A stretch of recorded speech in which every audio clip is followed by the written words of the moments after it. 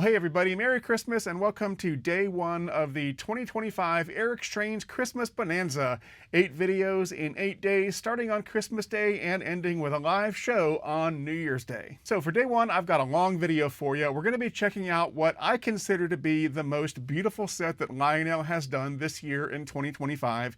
And of course, I'm talking about the Vision Line pre-war inspired Hudson set, and it's coming up right now on Eric's Trains.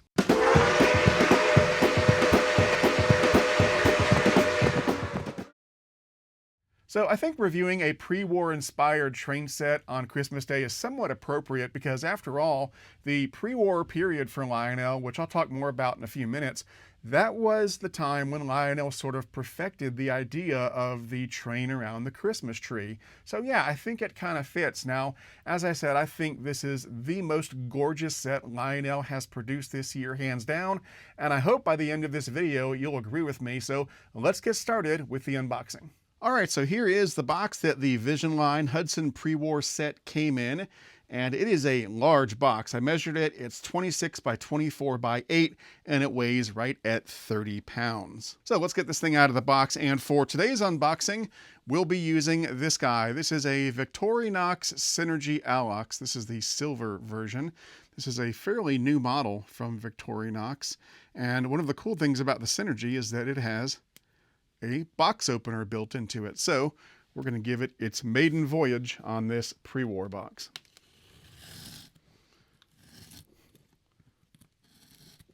I hope I'm using this right. Maybe I use it that way. Let's see. Maybe it's meant to go that way. Yeah, that seems to work a little better. Going away from you safely. I probably just used it wrong. These are meant for right-handed people, so maybe it's meant to go like that. I'll have to try it on the next box and see how it works. But that box opener tool is why I'm wearing a Band-Aid right now, because I was playing with it when I first got it, and the box opener is sharp, and it did cut my thumb, so I had to move the camera back a bit to make room for the opening box, because this thing is so big. I'm hoping we will get some really cool box artwork, even though it's a Vision Line. Let's find out. Oh yeah. Oh yeah. Look at that. That's what I'm talking about, Lionel. This is what you need to do on these Vision Line sets, especially when it's pre-war inspired and what have you. That's what you need to do. That is incredible. All right, now comes the hard part.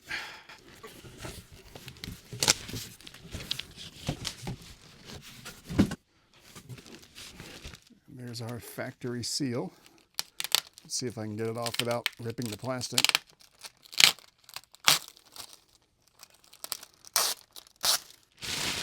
Folks, I gotta tell you, I mean, this is absolutely gorgeous, and it makes me really excited to own this and to open this box. I mean, you don't get boxes this beautiful that often, and when you do, it kind of brings back that childlike excitement that we're all searching for in this hobby, where it's like Christmas morning. I mean, this is just amazing. So we've got some artwork on the side there, and then on this side, we've got all the stats and facts for the set. You can pause that and read it if you want to.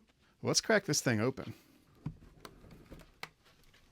Wow, okay, so we got the Vision Line engine, we got a Vision Line cabin car, and then we got 3 other cars. See, now this is how they should do Vision Line sets from now on. You can have the black Vision Line boxes within the set box, but for the outer box, have some incredible artwork. I mean, that's really what pushes it over the top, is an incredible box. It's kind of the icing on the cake. I mean, we're paying so much money for these sets, and Lionel really just needs to keep doing this incredible box art to go with an incredible set. Like I said, it's the icing on the cake. All right, so we'll unbox the engine last because that's the pièce de résistance. We'll start with the cars first, but honestly, I'm just as excited about the cars as the engine.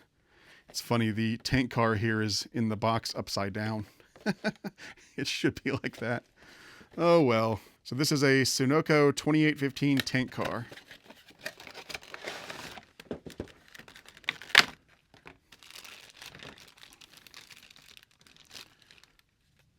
There we go. And it's just your basic tank car in the sort of post-war / pre-war style. They got the silver journal boxes there, kind of a nod to the pre-war era. They got the metal plate there for the road number and the metal plate for Lionel lines. So again, a nod to the pre-war without being pre-war. All right, now we've got a Lionel Lines 2814 Freight Sounds boxcar. Plays freight sounds in motion, die-cast trucks and operating couplers, separately applied detail parts.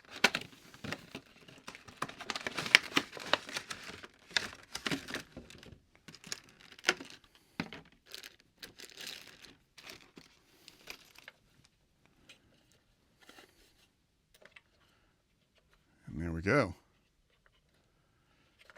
Very nice. You know, it's your basic box car. It's got some nice detailing, but again, it's in that pre-war style with the add-on metal plates and, of course, the sort of pastel yellow and brown coloration, sort of the two-tone color. My only feedback is that it'd be cool if it had some, you know, nickel trim like the original post-war ones did, but given that they're using a modern boxcar and just giving it a pre-war twist, I think this is okay. I mean, that's all it is. It's a modern set with a pre-war twist. Yep, it's got a speaker there. I did notice they have sort of a brass-colored wheel there. I guess that's, again, that's a nod to the pre-war without it being pre-war. Okay, next we've got a gondola. So this is a Lionel Lines 2812 gondola. And again, this looks like the modern scale gondola, just with the pre-war twist.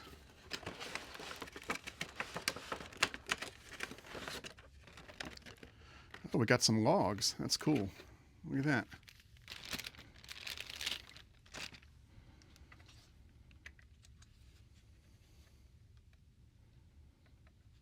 Yeah, again, very nice. And once again, they've got kind of that brass colored piece right there. Oh, I almost forgot these logs.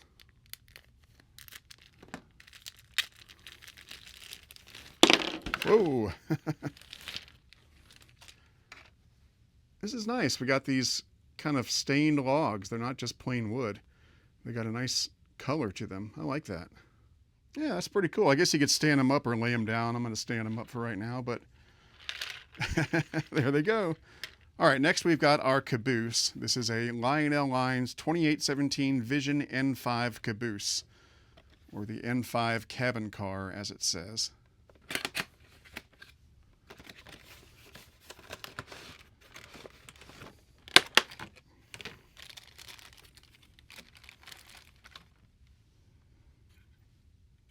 All right, there we go. This looks great. And these Vision Line cabin cars are really nice. They have great sounds. They've got I think they've got a whistle on them. I mean, they're really nice. This is the same kind that came with the triplex superset, and I've got a Halloween version. So yeah, I know these well. They're great.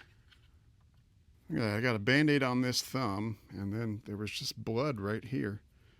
Did I cut myself somewhere else? I don't know. All right, now the pièce de résistance, the locomotive, the Vision Line Hudson. So, Vision Line steam locomotive, pre-war inspired Vision Hudson number 763.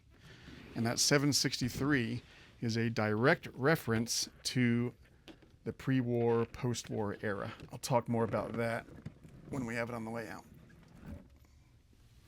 There's the instruction manual. Always good to read that. You know, I recently got in trouble by not reading one of these. I got the new Vision Line Commodore Hudson, and I was trying to do something on there that I didn't know how to do, and I asked my friend Sid from Sid's Trains, is there any way to disable this feature? And he said, yeah, it's in the manual. And so I kind of felt like an idiot. And yes, it was in the manual. So always read the manual. Even someone like me, I've been in this hobby for a long time. There's always stuff in the manual that'll surprise you. I love the embossed Lionel logo and the Vision Line on the styrofoam container. That's so cool. Okay. Okay, we'll do the locomotive first. I'm super excited. Oh, wow.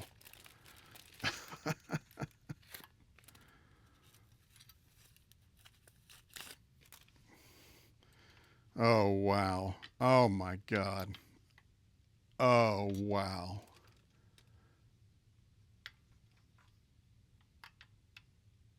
Oh, my God. My jaw is dropped. This is just so cool. I love that right there. That is so cool.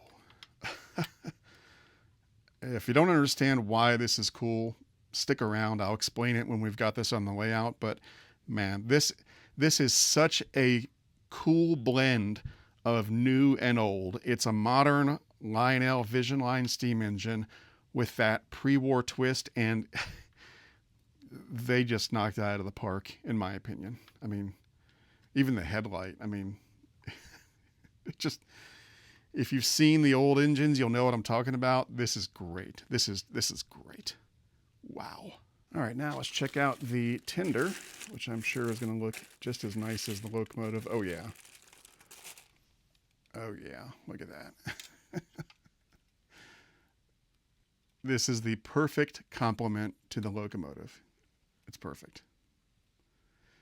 I mean, this is just amazing. If you know, you know. If you don't know, you should try to find out. Do a little reading of some Lionel history. But man, this is just the perfect amalgam of new and old. This is fantastic. Now we've got a few extras in the box. First, we've got a replacement front pilot.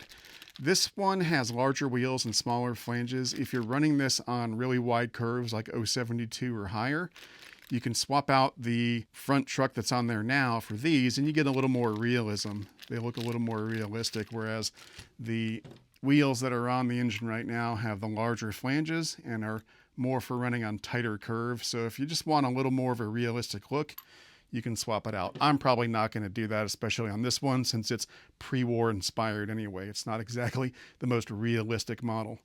And then we've got a couple things over here. We've got some spare traction tires and a dummy O-gauge coupler. I'll talk more about that later. And we've also got a scale coupler mounting pad if you want to put a scale coupler on the back of the tender. Of course, this being a pre-war inspired model, you're probably not going to want to do that in this case, but you can if you want. Then we've got a little hex wrench if you need to remove the nuts on the drive gear on the drive wheels. That's how you do it. And we've got a little dropper thing for smoke fluid.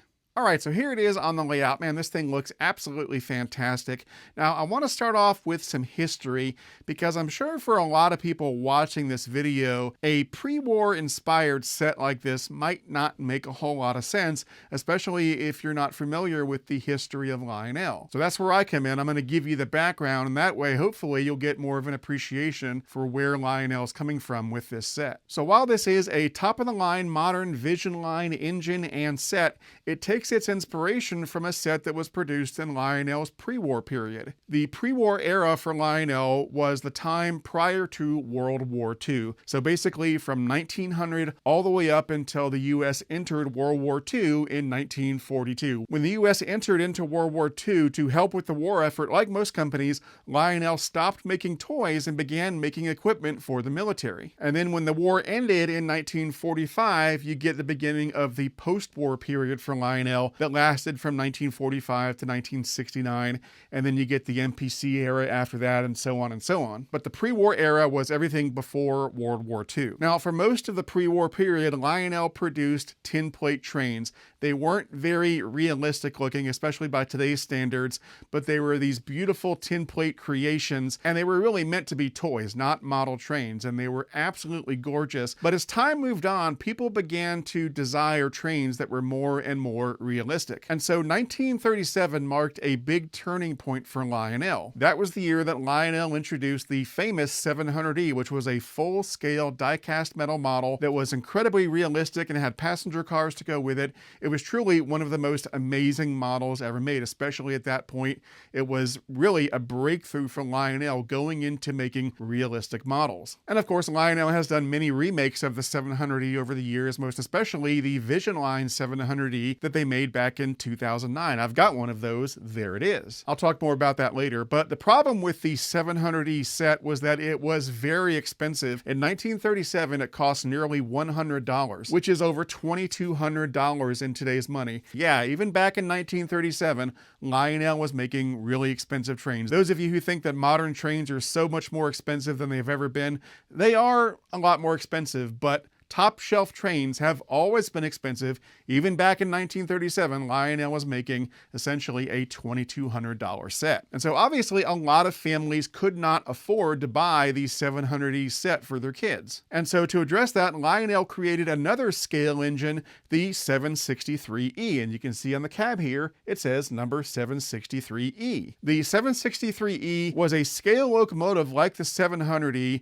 but it wasn't quite as detailed, and the tender had a little bit more of the pre-war styling than the 700E, so it wasn't quite as realistic. And also the rolling stock that came with the 763 was more of the 10-plate style and not super realistic. So the 763E sort of rode the fence between the more toy-like 10-plate stuff and the more realistic stuff like the 700E. So it was a good compromise. And of course, the price was a good compromise too. Rather than being nearly $100, the 763E debuted in a set that cost right at $40, which is the equivalent of just over $900 today. So still a very expensive set, not for everybody of course, but much less expensive than the 700E. So Lionel debuted the 763E in 1937 right alongside the 700E, and they made it all the way up until the US entered into World War II in 1942. Now, the specific pre-war set that Lionel drew inspiration from to make this new Vision Line set was the 767W set that was made in 1938. That set included the 763E locomotive, a green number 2812 gondola, a two-tone cream and maroon 2814 boxcar, a silver 2815 Sunoco oil car, and a red 2817 caboose. Well, does that sound familiar? It should, because that's exactly what this set contains. Pretty cool, huh? And by the way, that 767W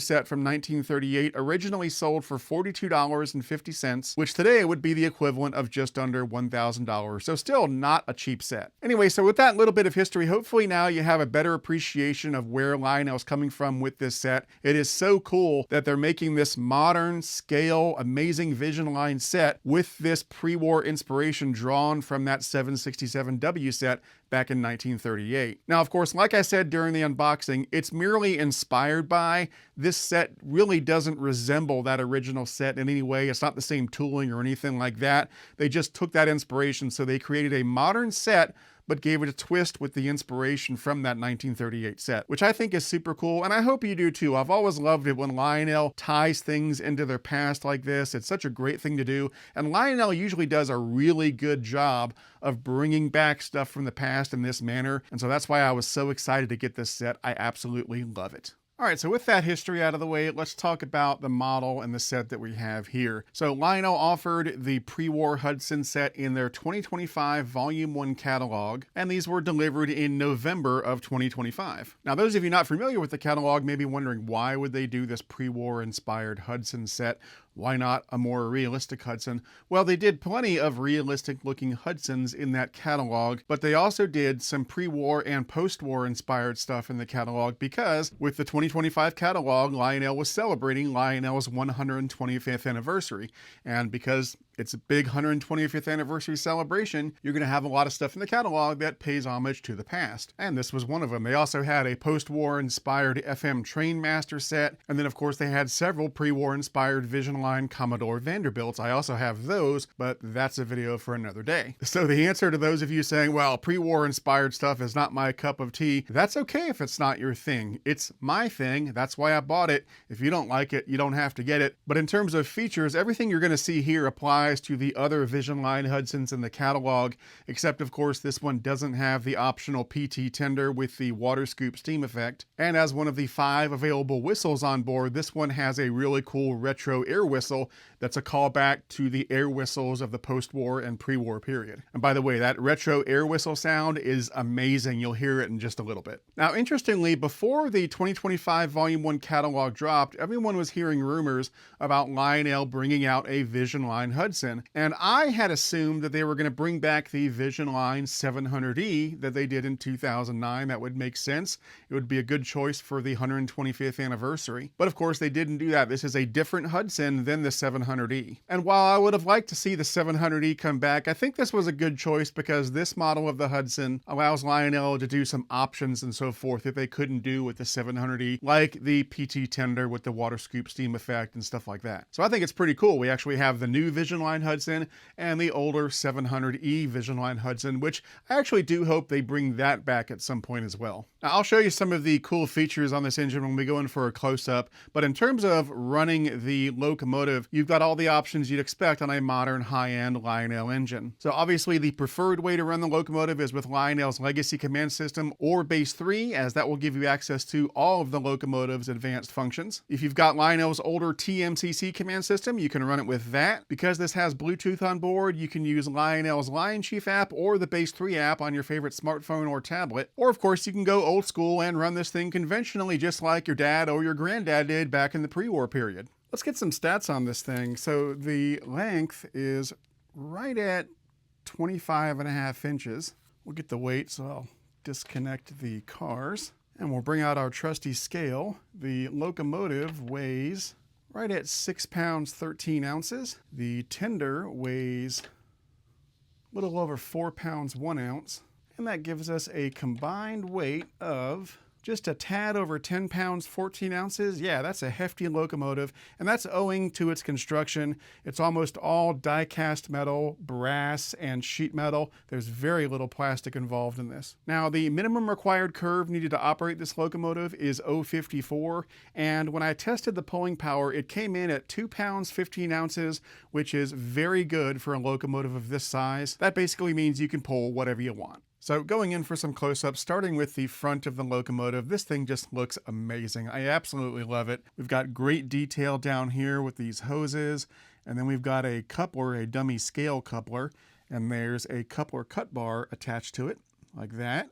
Now, of course, if you want to double head the engine, you can swap out that dummy scale coupler for the dummy O-gauge coupler that comes with the engine in the box when you buy it. You should have seen this during the unboxing. So you just swap that out and then you can double head the engine. Now, the coupler cut bar and the handrails are all bare metal, and that is just such a cool pre-war touch. That is totally something they would have done in the pre-war and really the post-war days. Now, above that, we've got the front of the smoke box. We've got a little add-on grab iron down here, and then we've got this fantastic looking headlight. This really harkens back to the pre-war locomotives and some post-war locomotives like the 773. And of course, the front of the smoke box does open up like that, which is a cool touch.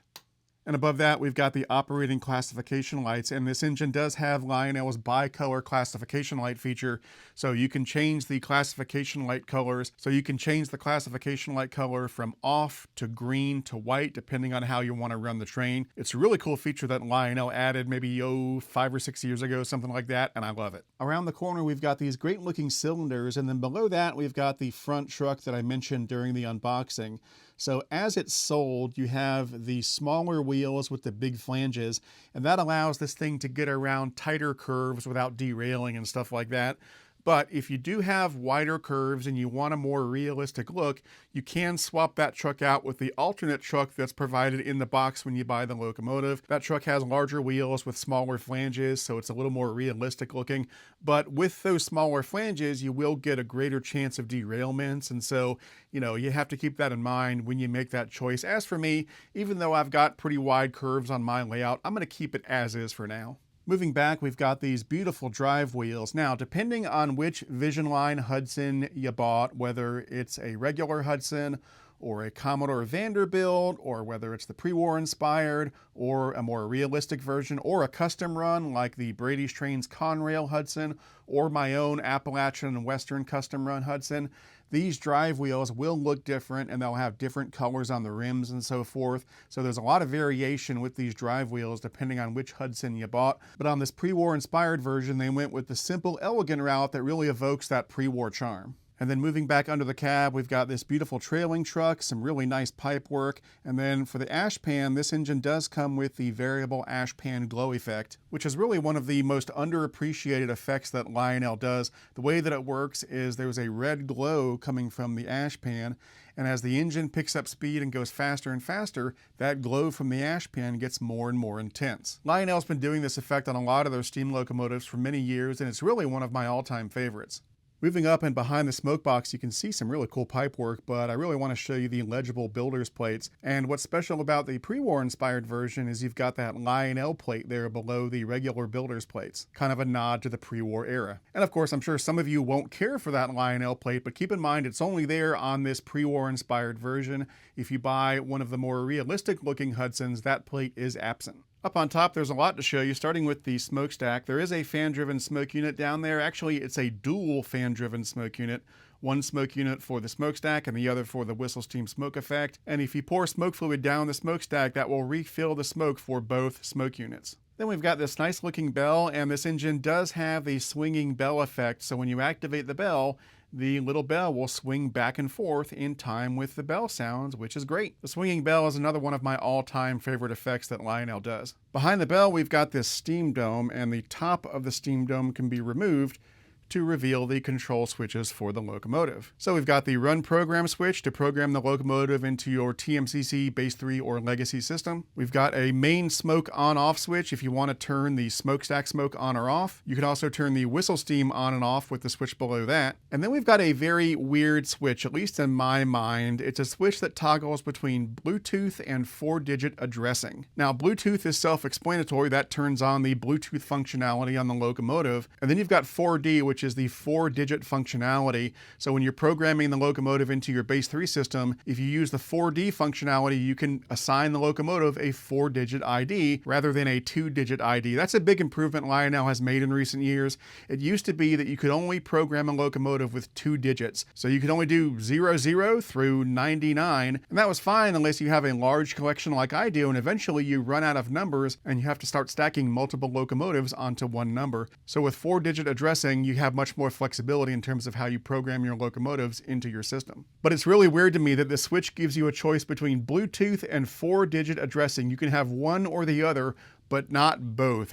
It's kind of weird. It's like if you got into your car and there was a switch to toggle between windshield wipers and radio. You can have one or the other, but not both. Now, there is some logic to it. If you're using Bluetooth, you're not going to need the 4-digit addressing. So from a functionality standpoint, you're not really losing anything, but it's just a weird choice. My theory is they did that to save money. I think they combined the Bluetooth and the 4-digit addressing on the same place on the board or something like that, and we're able to save a little money doing it like that. So yeah, there's no real consequences from doing it this way. It's just a really weird choice, and again, I think it was done to save a little money. And then moving back, we've got the whistle. There is a little hole under the whistle for the whistle steam smoke effect. So when you blow the whistle, it shoots smoke out of that hole and gives the illusion of steam shooting out of the whistle. It's a very cool effect. Again, one of my all-time favorites. And to be honest, I think it's really one of everybody's all-time favorites. And then back behind that, we've got the roof of the cab, and we do have 3 opening vents up here that open up like that.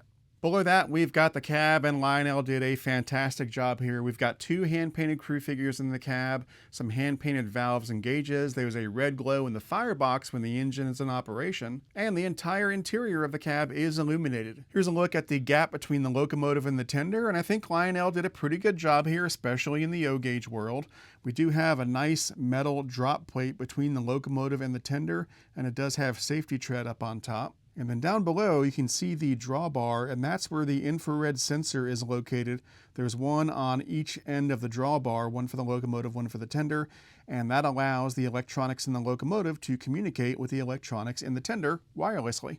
Then we come to the tender, which is honestly one of my favorite parts of this locomotive. I mean, it really completes the picture. It complements the locomotive perfectly, and it is bursting with pre-war influences. I mean, first we've got kind of this Vandy style tender like they would use back in the pre-war period. In fact, the 763E had a similar tender to this. We've got the Circle L logo like you'd have back then, and then we've got the silver journal boxes, which is a nod to the pre-war period as well. And of course, we've got those bare metal handrails and grab irons. Now, unlike the original 763E, this tender has a coal load, which is a little bit weird in my opinion. I don't recall ever seeing this style of tender with a coal load. Maybe I'm wrong. Maybe someone out there can help me.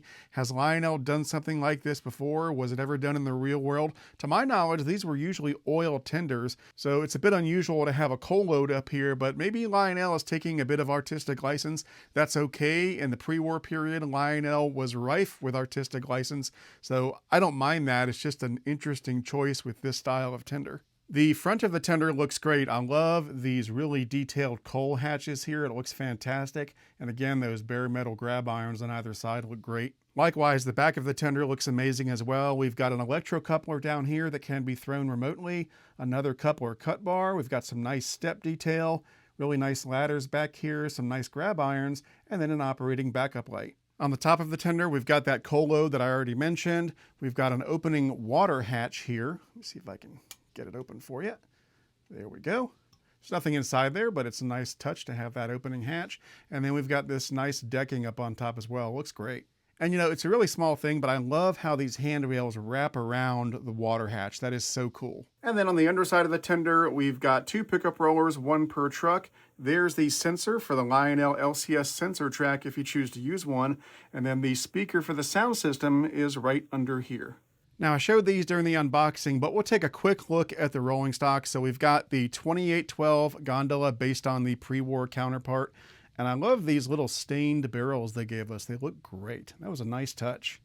Then we've got the 2814 cream and maroon boxcar, again mirroring what was on that 1938 set. But unlike that 1938 boxcar, this is equipped with freight sounds, so when it's moving, you'll get the bangs and clangs and squeaks and all that kind of stuff that add a lot of realism to the train, which is kind of ironic because you're adding realism to something that is not terribly realistic in the first place, but you know, it's cool. Then we've got our 2815 silver Sunoco tank car, and then we've got our red 2817 caboose, just like the original set. However, this is a Vision Line cabin car, so unlike the original, it has lights and sound. It's got a whistle sound, which is really cool. I love blowing the whistle on a caboose. And then you've also got crew talk sounds and stuff like that. So it's just an amazing little caboose. Now, I should point out that when you see this train running in a few minutes, you're going to see a couple extra cars that didn't come with the set. And that's because this is not the first pre-war inspired set that Lionel has ever done. Back in 2017, they did a beautiful pre-war inspired S2 set that came with some freight cars. And so I'm going to add a couple of those cars into this set when I'm running it today. So I might as well add those now. So we'll separate these cars. I've got a second box car. It's also cream and maroon, 84514. This is a refrigerator car, actually, not a box car. And then I've also got a coal hopper from that S2 set. So we'll put that right here. Now, that S2 set also came with a red caboose, but it wasn't a Vision Line caboose, so I'm going to leave that off the layout for today. But we will add the coal hopper and the refrigerator car from that S2 set. And now we've got 6 cars instead of 4. All right, the last thing we're going to do before we start this thing up is...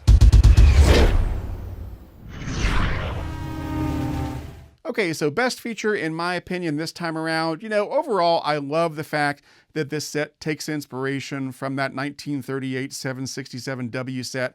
But on this modern set, really my favorite feature is the retro air whistle sound effect that they've included. You've got 5 whistles you can choose from, and the retro air whistle sound, it's just amazing. Lionel did a great job of capturing the sound of those old pre-war and post-war air-driven whistles, and it just harkens back to a simpler time. It just sounds so magical and so amazing. So yeah, definitely by far my favorite feature is the retro air whistle sound.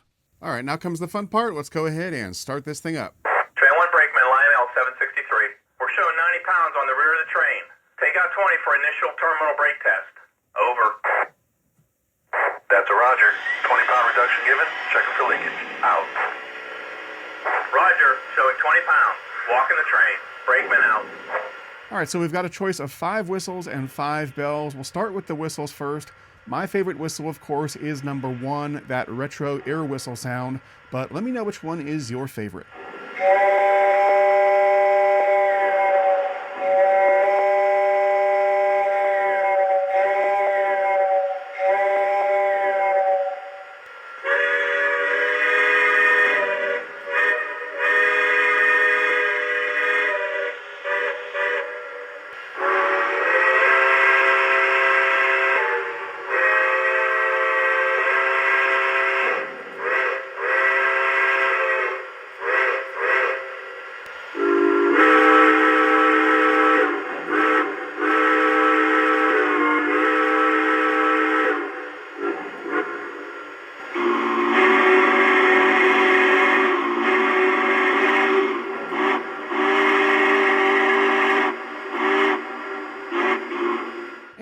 are the 5 bells. My favorite bell is number 4. Let me know which one is your favorite.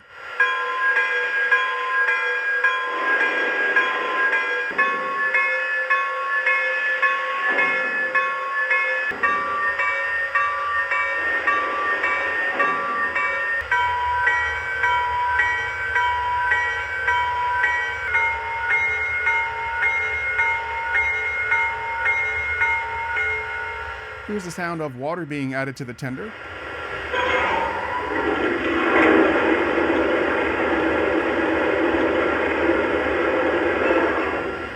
My water tank's full. Out. And here's the sound of coal being added to the tender.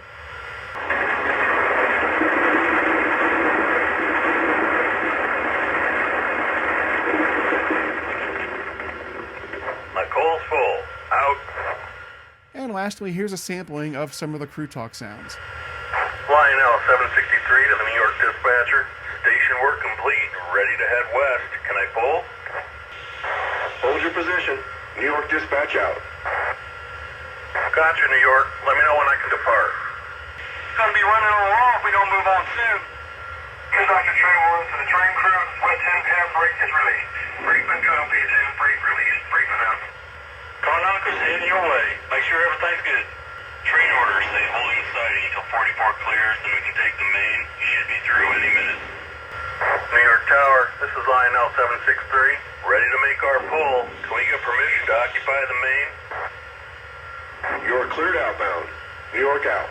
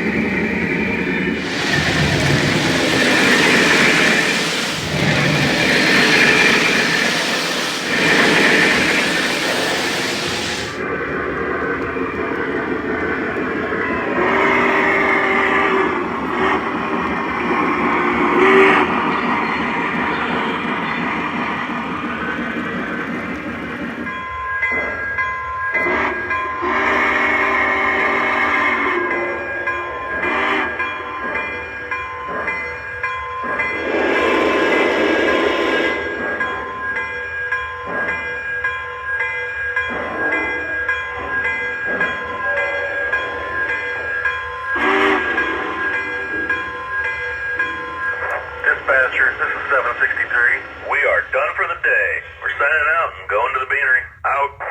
All right, so there you have it. Lionel's beautiful, amazing Vision Line pre-war Hudson set. I absolutely love this set, and I am so glad I got one of these things.